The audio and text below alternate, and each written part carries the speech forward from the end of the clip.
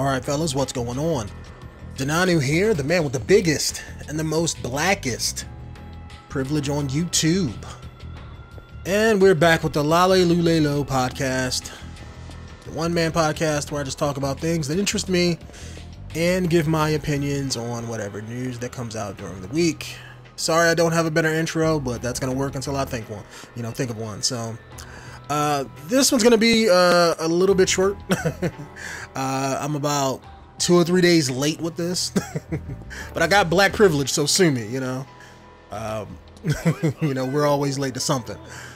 But we're gonna play some Yakuza here, and I'm doing it live, like the one white newscaster guy on YouTube. And we're gonna be talking about 3 or 4 different things, mainly 3 things. Nothing really, groundbreaking. No news has really came out this week. Nothing really fancy. No in-depth topics to really talk about. But I will say this: you had Phil Spencer come out and talk about story game content, and getting my butt whipped. Okay, it's my first Yakuza game that I'm playing through, so gotta get used to the controls. But anyway, Phil Spencer came out and he pretty much said that story-driven games are not lucrative, as they used to be. And he was talking about how, that they have to try to find a service, that can somehow facilitate games and stuff like that, story-driven content, since the more money that comes out of a game, for the most part. Really, I gotta fight old people? But he said the majority of the games that make money are games like multiplayer games, and I think he called them service-based games. And I'm guessing that's games with microtransactions, multiplayer games, some games with some kind of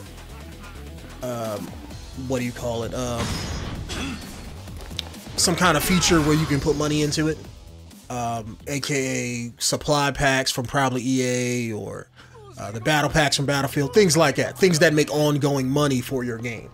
And since multiplayer games are what the mass majority plays, that's what makes the most money as far as that. But I think I'm gonna have to disagree with what he was saying a little bit. It's not that I guess they make more money, that's true, and if you look at the numbers don't lie. But I'm not gonna sit here, as somebody who's been playing games since, '87. It's not that story-driven content isn't as interesting or isn't as profound as it used to be. That's definitely not the case. It's just the fact that I think the video game industry is just like how the movie industry is, how the TV industry is. It's hit a point where they have to get creative. Like, I don't think it's not the games aren't selling, and it's not the fact that that they don't make money. It's just the fact that, yeah, if you have a service-based game like he's talking about, yeah, that's gonna make more money in the long run because you always give people bullshit to dump money into. Whereas a story-driven game, it's primarily about the story. So once you play and beat the story, unless you're the kind of person to collect achievements or to 100% complete a game, unless you're one of those kind of people. Let me see what this guy wants. This guy behind me wants me to whip his ass. But unless you're one of those kind of people to, play the game multiple playthroughs, things like that. I mean, obviously you're only going to get that one $60 payment out of it. But that's still $60. The game could still sell millions and millions of copies. I guess what he's saying is not wrong technically, but I would truly hate for the industry to just jump right into, let's say, either multiplayer games or, let's say, a serial-based type service. Let's say, like, if how you have certain episodic-based games like Telltale, things like that. I would hate if every story-based game was driven like that, because I'm somebody, don't get me wrong, I like those kind of games. They're good for what they are, but I'm sorry, I love a well in-depth story. and I don't want to feel like I'm paying $60 every 2 or 3 months to continue a story. I hate that bullshit. You know, just because I don't feel like I'm getting my money's worth. You know, I mean, I don't mind paying the initial price. And why is everybody giving me tissues? Like, what the fuck? Seriously. But you know, I would hate if every story-based game was like that, and then we just had multiplayer, because that takes everything else out of story-based driven games. Like, to me, story-based driven games, certain ones, are like art. Their expression. It's, you have a game developer's idea or vision of a game, and they put it out, and you play it. And yeah, the majority of gamers, let's say if you don't gel with that idea, then guess what? You're not going to buy it. It's just like any other movie. Like a movie company, you know, can put out a movie, and not everybody, you know, goes to see that movie, even though everything that they're saying should, you know, get people to go see it. Prime example, Green Lantern. You know, they put out that movie, and the one with Ryan Reynolds, and hold on, ooh, better go unprepared. Nah, I'm good, I'm a beast. But you know, they lost money with that. Not everything is gonna make the money you want it to, and as a company, they should know that going into it. I mean, if you want to sell more copies of story-based driven games, if you want to push that, then I'm sorry, you're in the wrong medium. Get creative, make a better product. Just like anybody else who sells something to the masses of the world, if you want to get something, you know, done right, you want to sell millions of stuff, you either got to do 2 things. Make a better product than somebody else, aka do what Call of Duty did. Steal somebody else's idea, put your spin on it, resell it, make it better than, you know, the first guy to put it out. Or 2, make something that's creative and innovative, something that nobody never thought of before, like toilet paper. Or something that everybody does in their day-to-day life to make their life better. Like, we're not going to go back to a point and where people, you know, stop using toilet paper. We may change it to something else. But again, prime example of what I was just talking about. It's going to get to a point where somebody's going to invent something that's better than toilet paper. Maybe they make something that, you know, you don't have to physically wipe your ass with your hand. Maybe they might pull out the 3 seashell idea from Demolition Man. Maybe you hit the 3 seashells and let's say sonic waves come out and it just wipes the shit from your ass without you even having to reach down there. You know, again, stealing somebody else's idea, putting your spin on it, making it better, like I said. And the gaming industry is no different. I mean, if you want to create or sell more story-driven content, make a better product.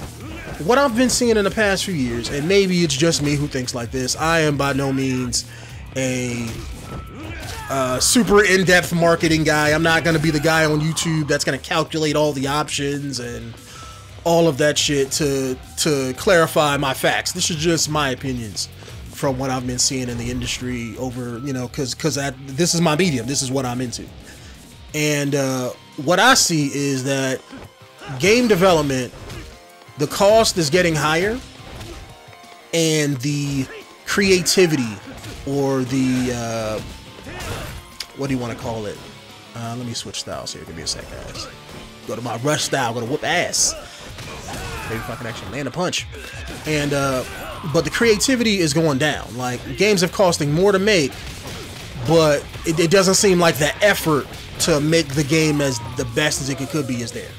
And a prime example of what that is I don't know, it's not every game, but it seems to me that the creativity, the drive, the je ne sais quoi of a good game is being downgraded to either push the game out quicker, or to feed into marketing, or to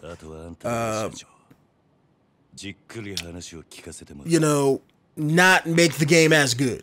And it's one of those things where it's like, I can't put a specific reason onto it, but it's just, it feels like lazy development. Like, if you go in and make something, I mean, you either have to do one of 2 things. You either have to do what you got to do to make the game as best as you could be. That's what I think they should do. Or how about this? If the game is costing too much, downgrade the game. You don't got to make the graphics as good as they could be, and focus on making your story or whatever the game is about to be as polished as you possibly could be. I mean, it's not, games aren't really the problem. It's the mentality behind the people who make them. And what I would say is this: it's like, because like I said, it's not everybody. Like most AAA single player syndicated games, they get timetables, they gotta rush through, they gotta push the game out early. Prime example, Mass Effect Andromeda. It has a good premise, but shitty, well, not shitty, but I guess terribly average. Shitty quality control, let me say that. And flip it around on its head, another game, Witcher 3. Great game. It's not a super in-depth AAA game because it's made by an independent studio. However, they made a badass game. It was graphically decent. It did a couple things innovative for its time with like the NVIDIA hair effects and things like that. But at the end of the day, you still had a great open world game, in-depth story, tons of side quests. I'm not gonna say the game was perfect, but in my eyes, I mean, the game was probably as perfect as it could be, you know, for a game that came out. A lot of people may develop a game, and in order to, let's say, try to make the game as perfect as it could be, they push the game back and they never release it.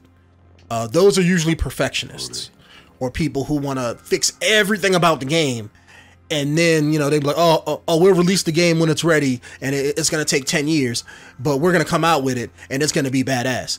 Notice how in video games that never pays off. Ever. Duke Nukem Forever. Shitty ass game. What other games took long to make? If they probably did I think it got the Kickstarter thing going, but if they probably came out with like the new Shenmue game, some people would buy it, but it wouldn't be nowhere near as good as it used to be. And it's like, normally, because when you wait that long to put something out, not quality doesn't really suffer, but the mentality of the community changes, and then, you know, your game isn't as popular as it once was. You outlive your longevity, so to speak. You're killing your longevity of the game by waiting, you know, so you got to put it out eventually. That's why I said everything can't be perfect, but if they came out and, let's say, changed up, or if most companies came out and changed their business strategies, and let's say, you know what, games, you know, as a collective, games are getting more expensive to make. So if they lowered the quality standard of, let's say, graphics, you know, every graphics don't have to be photorealistic. Let's say, like, if everybody got together and they was like, you know what, we have a certain standard, let's make it here. And everything got dumbed down. Yeah, people would bitch and moan about that. Don't get me wrong. But at the same time, the mentality of the people would change, because now you're lowering the expectation and raising the expectation for quality. And then that would become the standard.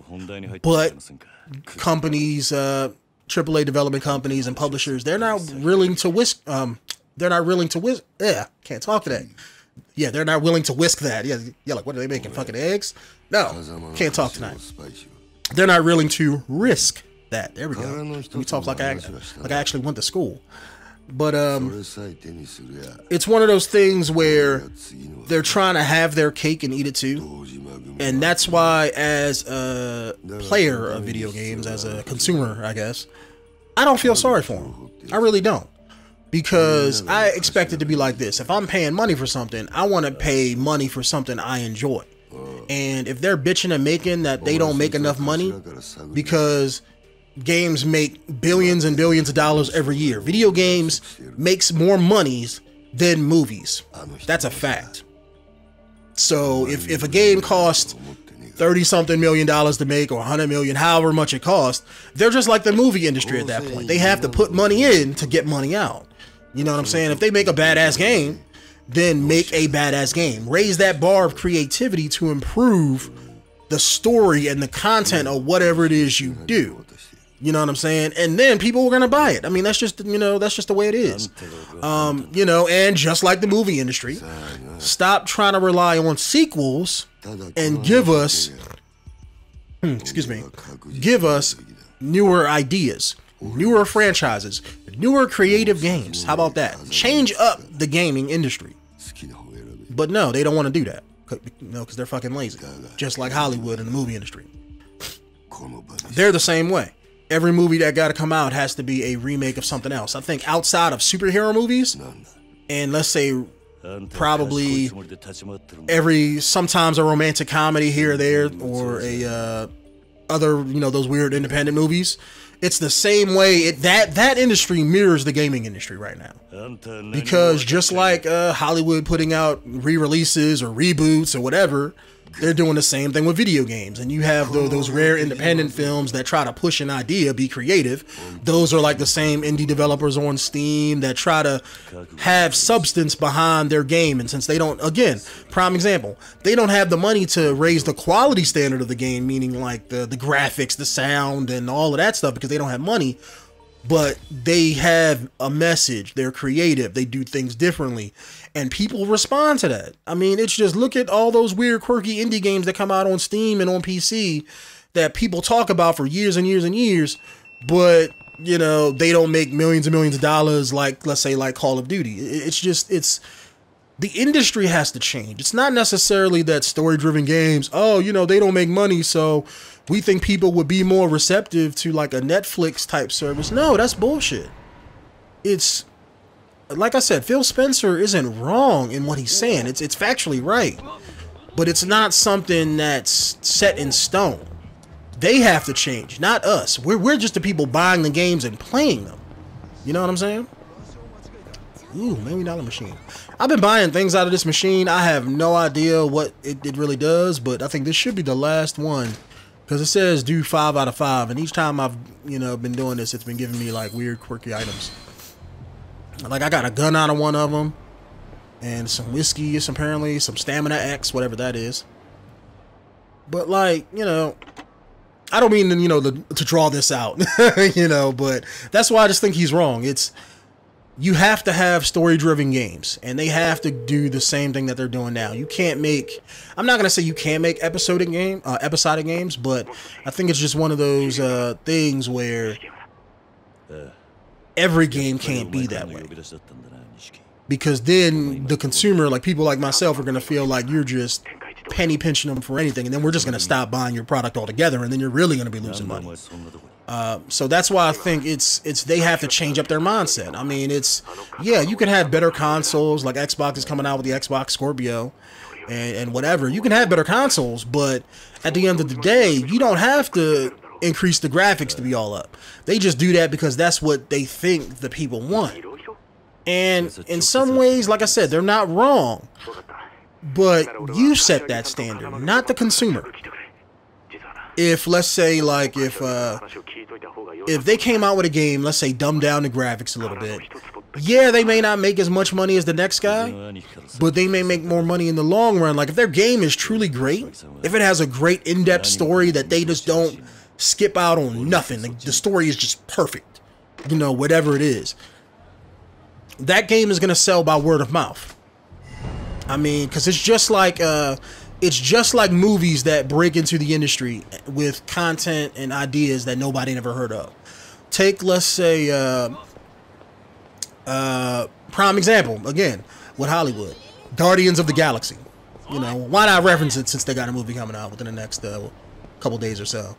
Why are you running up on me? I'll mess you up. But prime example, when the first one came out, they didn't know if that movie was going to make money. Marvel was like, look, we're putting out characters that nobody's never heard of. And, you know, they're in the same boat. Before Marvel came out and started making superhero movies, right? And I'm just talking about them so much because that's, you know, again, that's something else I'm into. That's something else I know. So that's why I'm referencing this, but the concept still applies. Back before Marvel came out, they was like, well, we got to put out the popular superheroes, because if we put out somebody else, nobody will know who you're talking about. Nobody's going to see it because they don't know who these characters are. You know, same thing like an indie developer game coming out with a game or coming out with a new franchise video game. It doesn't have that brand legacy. It doesn't have that franchise appeal, so nobody's going to buy it.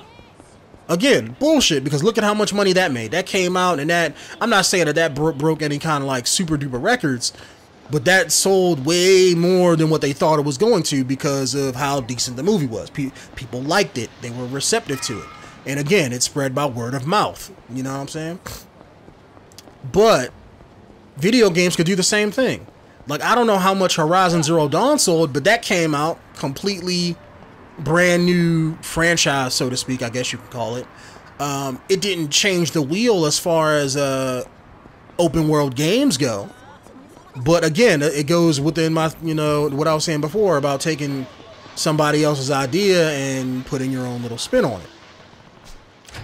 And they did it right. I mean, the game sold. I mean, I don't know how much it sold. Like I said, I'm not somebody who look at numbers, but the reception for that game was done very well.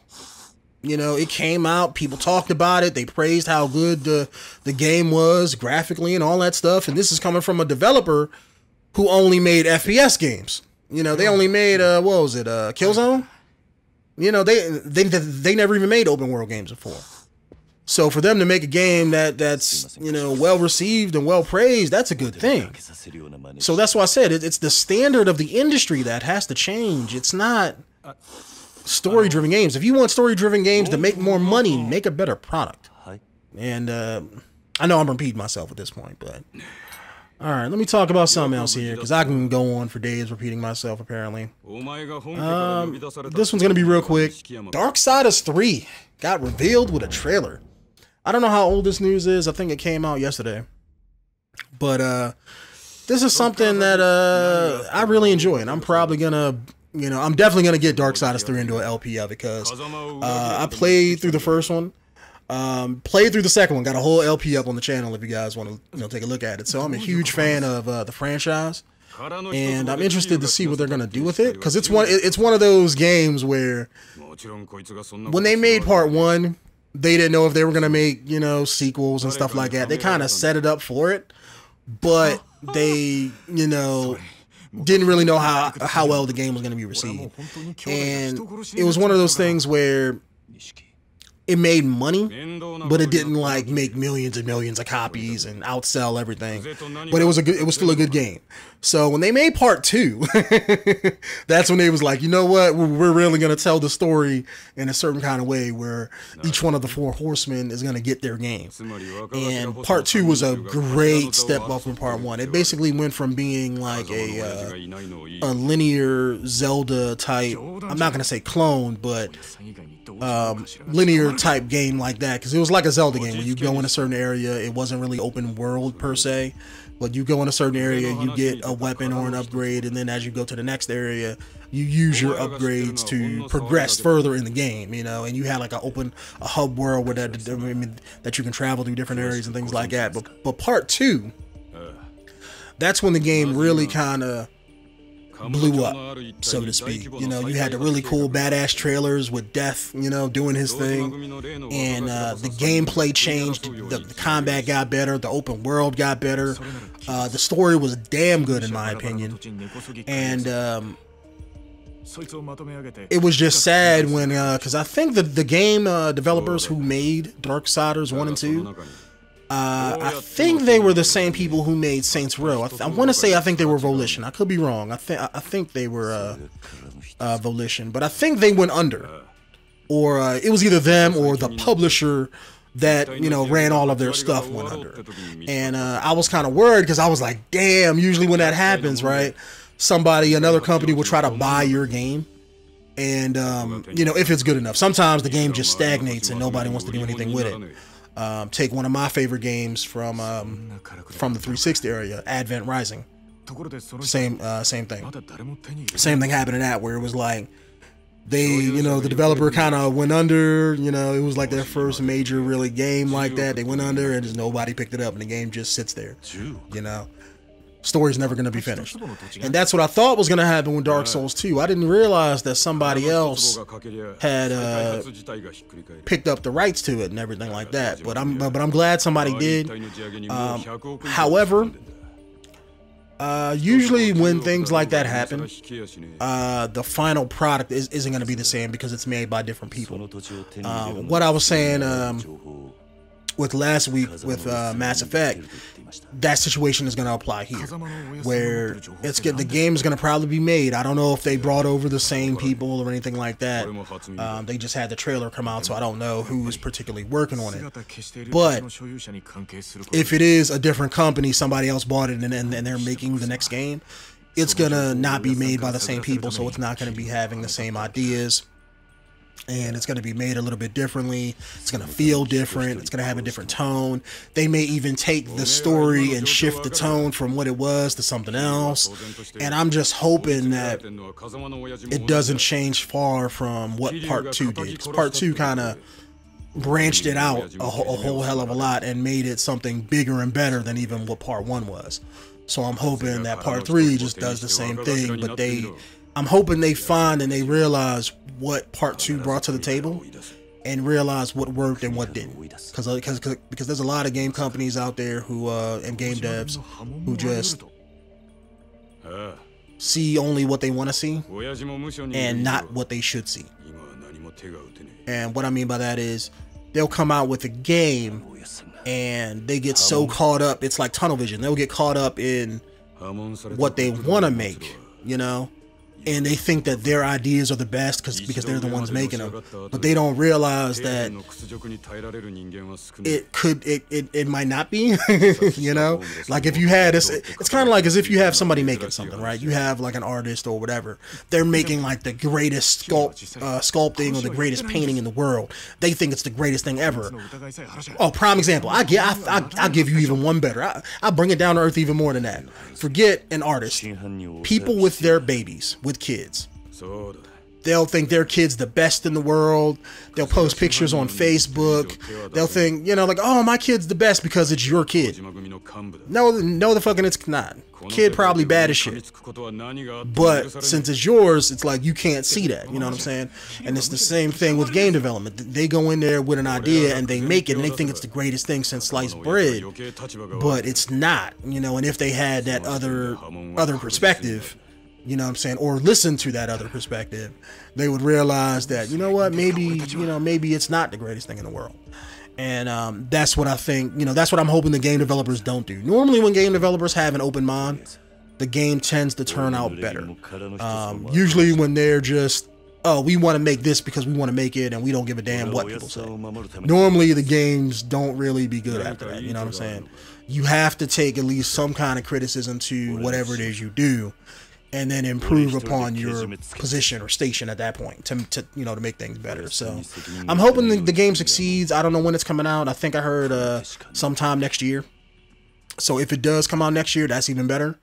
I'm probably gonna play it and LP it. So if when it drops, if you guys want to see LP of it, you guys know who to check out. So all right, and then the last topic here. This one's gonna probably be a little bit longer than the last one. We're gonna be talking about 343 Industries and Halo, and apparently 343, again, like I was just saying with game developers, you know, thinking they shit gold, they don't realize their mistakes of Halo 5. According to them, they think that, oh, Halo 5's story was bad because it didn't have Master Chief. And this is going to be kind of a rant, because I'm a huge Halo fan. I played all the games. I've read probably 80% of the books. I've read the comic books. I know the materials, the characters, whole nine. And the problem with Halo 5, at the end of the day, wasn't the fact that there was not Master Chief in it. I mean, Master Chief was in it, but you played as Locke more. And according to them, that they put out an article, or they put out an interview saying that they had a lot of negative fan feedback from fans because they believe that the fans, you know, wanted to play more as Master Chief and not Locke, and that's why the story was bad. No, that was not why the story was bad. The story was bad because the story was fucking horrendous. Again, like I was saying in the first topic about quality control and quality of a story, they got lazy. At the end of the day, either they got lazy or something happened in development and they can't admit what happened. Because it was definitely a bait and switch with Halo 5. The story just wasn't there. You had a cool premise, I guess you can call it. You had a lot of marketing lead up to Halo 5 that was putting Locke against Chief, and Oni was doing a conspiracy to downplay Master Chief's image because they were trying to hide something, and Chief went rogue. He was doing his own thing, and they were ordering Locke to go take him out. But at the end of the day, None of that was in game. You had the whole Hunt the Truth podcast where they talked about the backstory behind the Spartan 2 project and stuff, all the little shady stuff that Oni was doing, where like this reporter was getting snippets of what was really going on, what the people were saying, and putting it together to put the whole picture together to realize how Oni kidnapped Spartan 2s as kids and was training them, you know, and about how they cloned the kids and made it look like they died to their parents so that they didn't realize that they kidnapped their own kids. And that's the problem with 343, is that they don't even understand why their game was bad. I'm sure people, adults, can't be this stupid.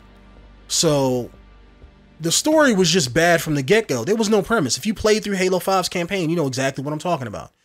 You had a lot of unique moments. You had Locke and his team come in and everything. That was fine. But they really didn't have any story. You had a few character moments between them, but as far as the main story, they weren't a part of nothing. You know, you had Chief and Blue Team going rogue, trying to help Chief, you know, find Cortana and everything. That was cool, but no progression in the story. How did Chief know Cortana, you know, was still alive, besides having weird fucked up visions that they never explained, you know, that he shouldn't have had to begin with? There was a lot that was just missing out of the story. All the marketing material told one story, but yet when you got the game at the end of the day, that was like a whole different story, you know? So that's why I think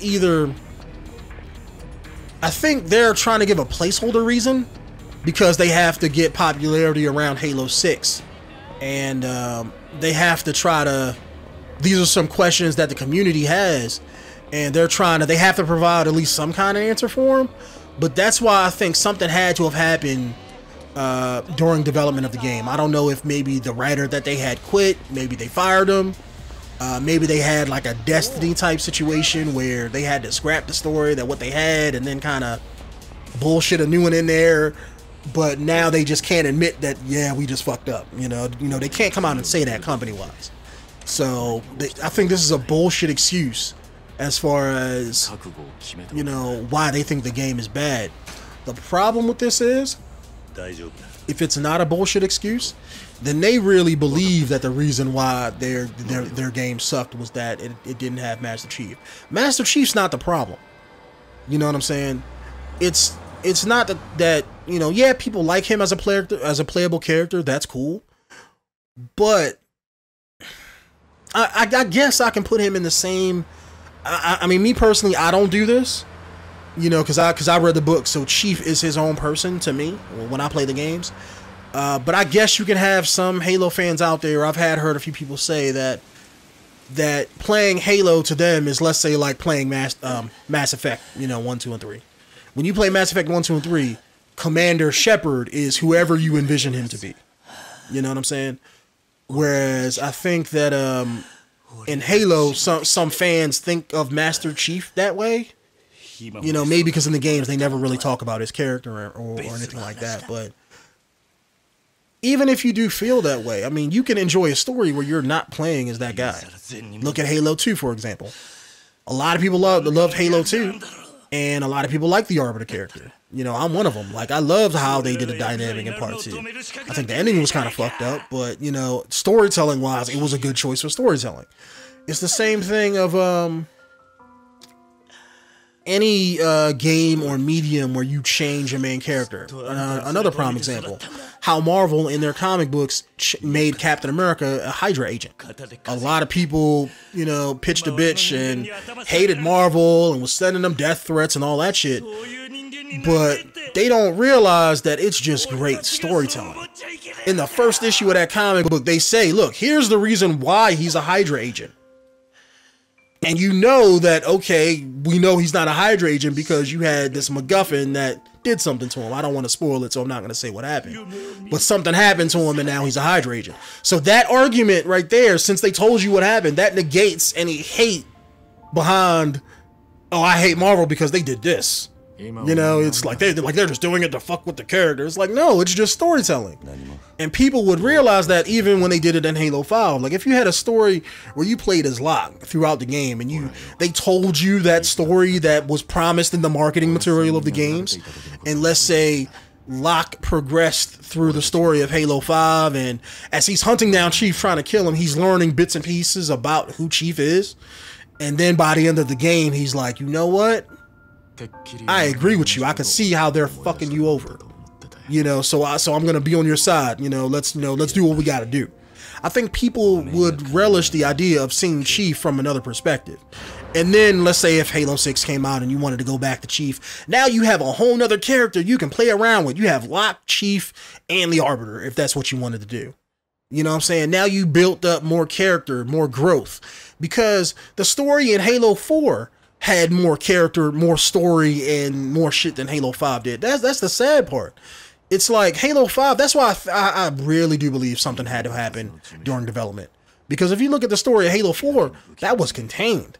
That was story-wise, I mean, I guess you could say how they beat the Didact at the end was some bullshit.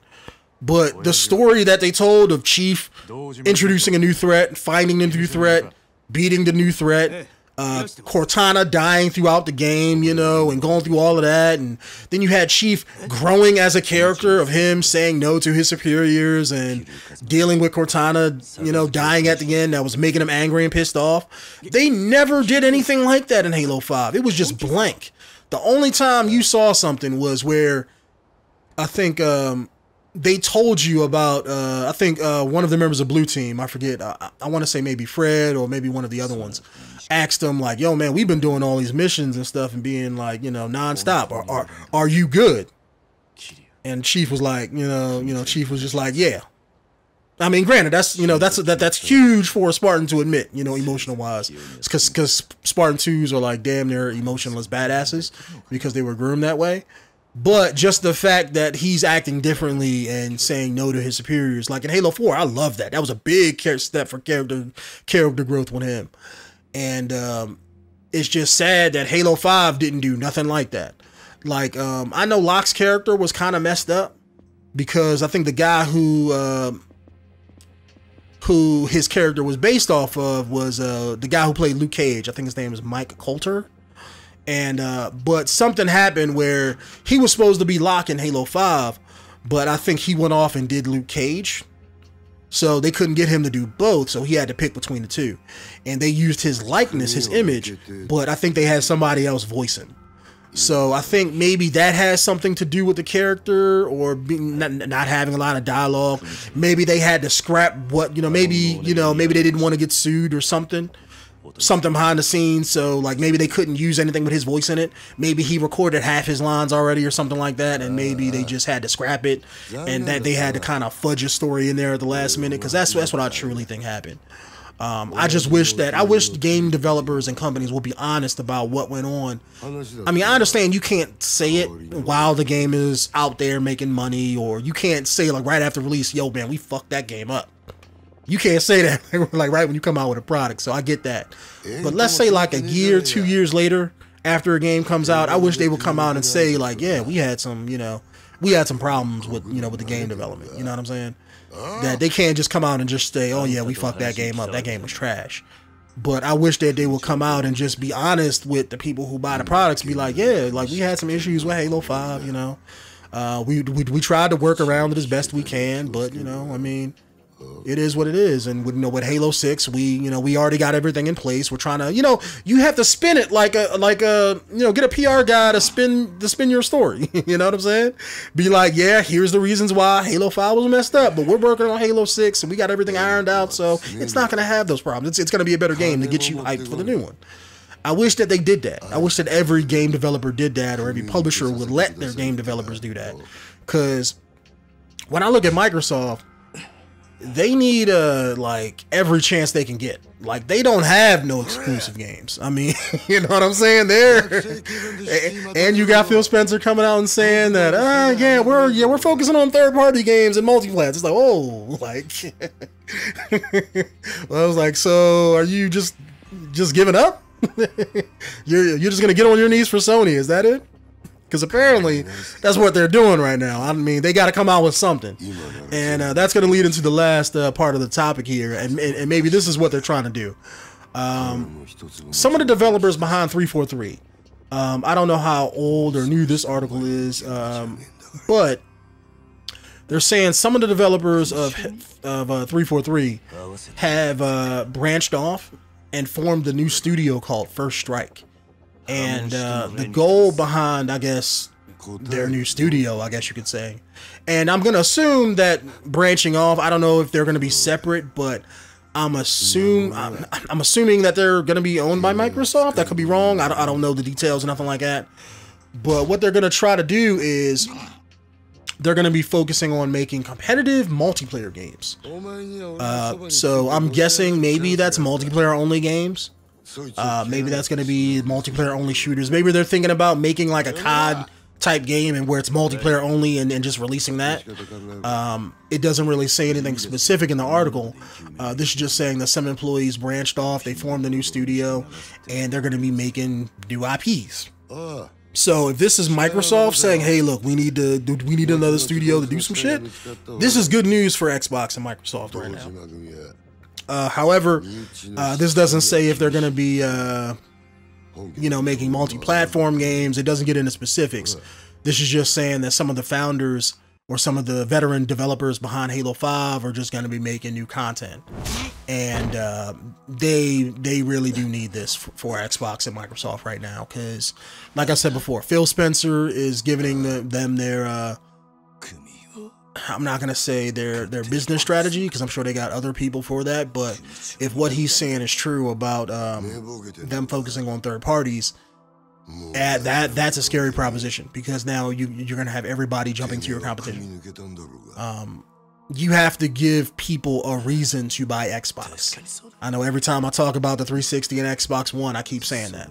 Software drives hardware, not the other way around.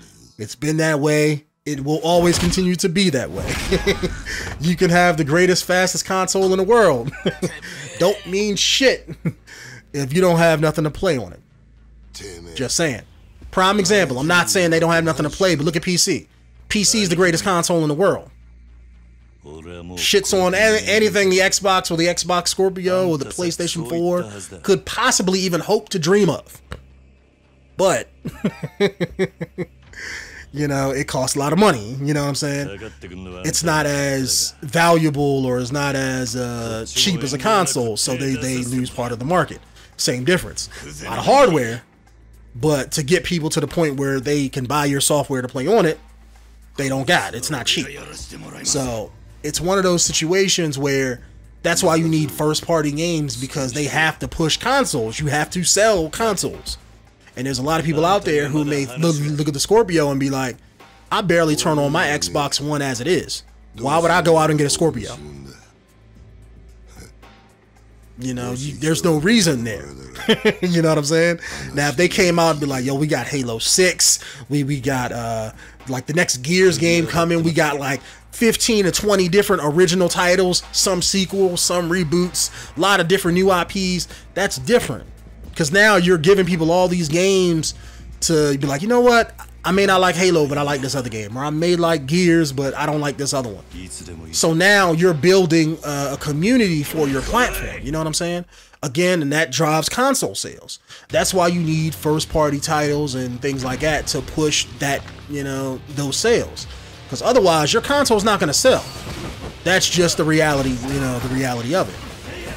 And maybe that's what this new studio is designed to do. Maybe this is like Microsoft trying to... Dude, how they just gonna put me in a room with like 20 dudes? Like what is this, like a bisexual porno gangbang video or something? Like, seriously. But yeah. Alright, we might have to change up things here. Hold up. Alright, hold on, fuck. Group shots. Alright, next. Up, pick up the sofa. But like, yeah, Microsoft, I mean, they gotta do something. And like I was saying, maybe this is their way of like, they're reading like, okay, look, we need, first party games. And maybe this is a way of, doing that. Maybe they're trying to, cut things off before it happened. Maybe they did you just really trip, dude? Maybe they're realizing like, okay, look, we need first party games on our console. And this is just them trying to, you know, in a couple years, maybe they'll have a few first-party games and stuff like that, so they won't run into this problem. That's what I think they're doing. I mean, if they were smart, that's what they should be doing. So that, you know, that's all I think this is, and I'm just hoping they come out with decent games. I don't want to see like a shittier version of like Call of Duty or like a syndicated single-player type game that's just complete garbage and, you know, secondhand. You know, I want them to come to the table and make something decent, like Titanfall 2, or kind of like how Red Barrels, like how Red Barrels did Horizon Zero Dawn. You know, that's what I want to see. I want to see them come to the table. No, I think Red Barrels made Outlast. I'm sorry. Kind of like, you know, prime example, how Red Barrels did Outlast 1. Yeah, I can still use that as an example. But yeah, like kind of like how Outlast 1 came out. And it was like, okay, yeah, it doesn't really change anything from what somebody else did before, but, you know, it did, you know, kind of set the stage for itself. You know what I'm saying? That's what I hope that, you know, that they come out with. They got to do something. And I think that's the best way that they could do it. I mean, because unless developers, they're not going to get the money from, or they're not going to be able to pay, developers money to get them, you know, on their side, like how they did with last gen. It's like that because they don't own the market no more, so it's just one of those things where they have to wait until next gen and get some of the market back on their side, and then they can come out with oh, dude, trying to sneak up on me. Didn't I already beat you up, dude? And you know, they gotta wait until the public opinion, you know, gets back on their side, and that's probably too late for this gen. They already lost that, so they gotta probably wait till next gen, come out with you know, a better service or a system, and then, you know, do something that's, you know, even better, you know, and then have the developers. Then game developers are gonna want, you know, want to get on their side and, you know, and ride their dick a little bit more, just like they did last gen. So, just like how they're doing with Sony now. Their only reason they're doing it with Sony now is because Sony owns the market, and they don't have to compete or change anything to make their system better. You know what I'm saying? It's just that they own the market share. So, but anyway, guys, sorry this is gonna be, you know, sorry this is a little bit different. Like I said, a lot of news didn't really come out this week, gaming wise, so it's kind of hard to really make a make a commentary video or a podcast video talking about it. So, oh, that's a big dude. Right in the gut. Oh shit. All right, I'm gonna end the video there because I was a complete and utter badass. Look at this dude trying to sneak up on me. Whoop his ass, 𝐥𝐤𝐤. Get some. That's why I wanted to play this game. Like I'm still debating whether I'm gonna do an LP to this game, because it's like I really do. I've respected the Yakuza franchise from afar, but I've never played them, and this will be my first one. I figure this will be a decent one to get because it's like a prequel to all the other ones, and I think it's a remake of one of the older games, or an older game that they re-released on PS4. But I know I've been thinking about getting it ever since the game dropped a couple months ago, and I just love that, man. I just love whooping ass, and this game facilitates that. So let me end this video here. Let me end it on a good note. And thank you guys for watching the video. I really do appreciate you guys watching the podcast. Just like last time, I'm gonna chop up these topics and release them as the days go on. So if you guys missed this long video, this is probably gonna go up sometime tomorrow afternoon, maybe tomorrow morning, on the 3rd. So if you guys missed this video here, I'm gonna chop them up in different segments and release them in the next following days as snippets. So I hope you guys keep an eye out for that. But anyways, my name is Denonu, the man with the biggest and the most blackest privilege on YouTube, and I will see you guys in the next podcast video. Peace out.